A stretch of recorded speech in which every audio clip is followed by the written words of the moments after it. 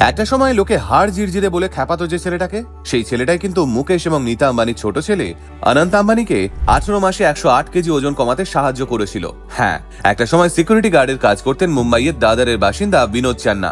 ছোটবেলা থেকেই ফিটনেস প্রশিক্ষক হওয়ার স্বপ্ন দেখতেন বিনোদ, কিন্তু নুন আনতে পান্তা ফুরোনোর সংসারে তা সম্ভব হয়নি। তাই বাধ্য হয়েই সিকিউরিটি গার্ডের চাকরিতে ঢুকেছিলেন বিনোদ। কিন্তু ভাগ্যবোধ হয় বিনোদের জন্য অন্য কিছুই লিখে রেখেছিল।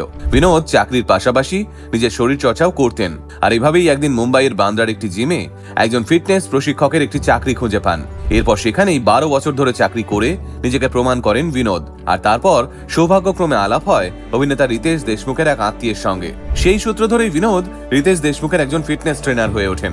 এরপর অমিতাভ বচ্চন থেকে শুরু করে জন আব্রাহামের মতো তাবড় তাবড় অভিনেতাদের ফিটনেস ট্রেনার হয়ে নিজেকে সুপ্রতিষ্ঠিত করেন বিনোদ। আর এই সূত্র ধরেই অনন্ত আম্বানির ফিটনেস ট্রেনার হওয়ার সুযোগ আসে বিনোদের কাছে। আজ বিনোদের নিজের একটা জিম রয়েছে। একটা সময় যে ছেলেটা ভরপেট খেতে পেত না, আজ সেই ছেলেটাই 15 কোটি টাকার সম্পত্তির মালিক। আসলে যারা হাল ছাড়ে না, জীবন তাদের হারাতে পারে না।